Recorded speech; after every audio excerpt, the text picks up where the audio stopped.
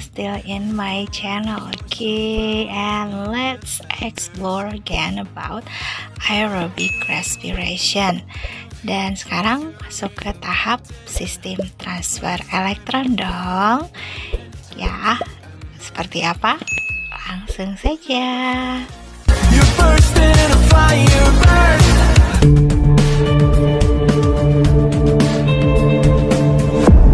Sistem transfer elektron merupakan tahap keempat dari respirasi aerob, di mana proses ini berlangsung di membran dalam mitokondria dan bertujuan untuk merubah semua NADH juga FADH atau energi dalam bentuk ikatan elektron ke dalam bentuk ATP yang siap pakai melalui serangkaian transfer elektron. Jadi ada beberapa rantai yang akan dilewati oleh energi tersebut untuk bisa dirubah menjadi ATP, juga dihasilkan H2O di akhir.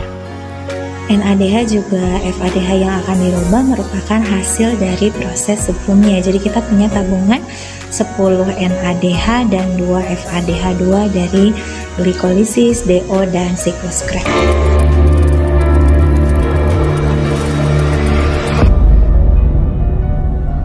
NADH dioksidasi oleh koenzim Q sehingga ditransfer 2 elektron dan menyebabkan koenzim Q tereduksi.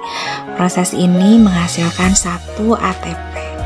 Kemudian koenzim Q dioksidasi oleh sitokrom B sehingga ditransfer 2 elektron dan menyebabkan sitokrom B tereduksi. Sitokrom B dioksidasi oleh sitokrom C sehingga ditransfer 2 elektron dan menyebabkan sitokrom C tereduksi. Proses ini kembali menghasilkan 1 ATP. Kemudian sitokrom C dioksidasi oleh sitokrom A sehingga ditransfer 2 elektron dan menyebabkan sitokrom A tereduksi. Sitokrom A dioksidasi oleh setengah molekul oksigen dan menyebabkan oksigen tereduksi akan mengikat H+ yang berasal dari NADH dan membentuk satu molekul H2O.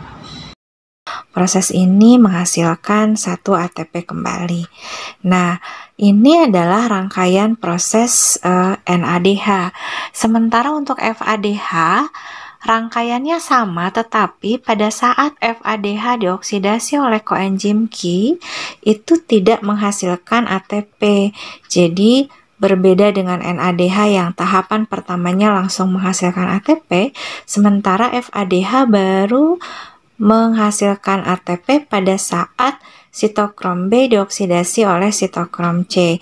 Jadi ATP kedua NADH sama dengan ATP pertama FADH, sehingga hasil akhir dari satu rantai NADH itu sama dengan 3 ATP, sementara satu rantai dari FADH itu menghasilkan 2 ATP.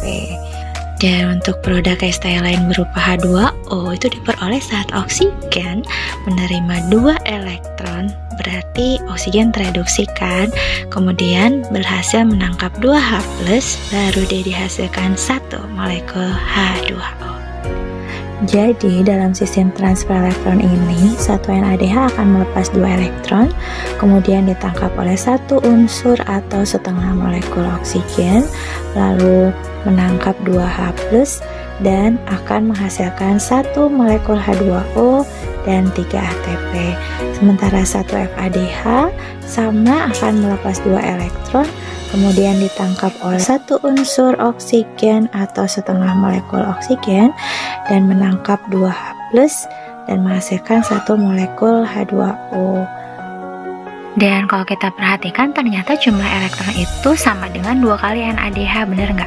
Bukan kalau 1 NADH sama dengan 2 elektron, 1 FADH sama dengan 2 elektron, berarti kan 2 kali jumlahnya ya.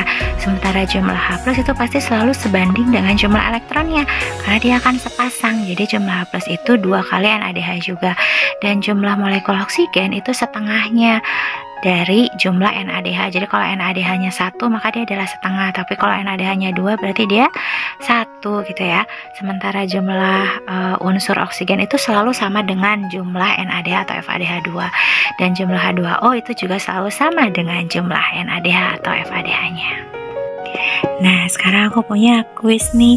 Silahkan dicoba dijawab dan ditulis di kolom komentar masing-masing ya, di channel ini tentunya.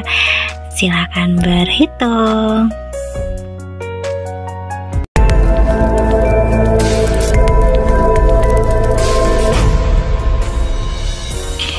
Oke, jadi bisa kita lihat di sini kesimpulan dari mulai proses pertama sampai terakhir ya, transfer elektron di respirasi aerob.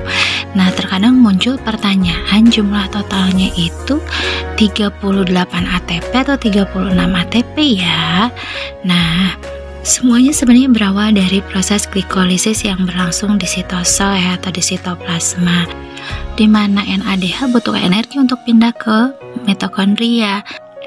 Dan tersedia dua jalur. Yang pertama adalah jalur malat aspartat, di mana NADH itu akan pergi ke mitokondria dalam bentuk yang sama, sehingga satu NADH nilainya 3 ATP. Jadi kalau dari glikolisis sudah 22 NADH, maka nilainya 6 ATP digabung dengan ATP yang lain jumlahnya 38.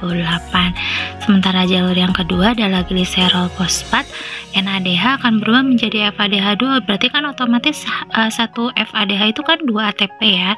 Berarti kalau ada 2 FADH berarti nilainya 4 ATP, berkurang. Kalau tadi kan 6 ATP kalau di jalur sebelumnya, maka sekarang di jalur gliserol fosfat itu ada 4 ATP. Jadi totalnya setelah digabung dengan yang lain 36 ATP. Silahkan untuk mengeksplor terus secara berulang tabel kesimpulan ini ya, sampai pada akhirnya kalian paham jumlah total bersih dari respirasi aerob ini. Dan so that's all, see you at the next session. Assalamualaikum warahmatullahi wabarakatuh.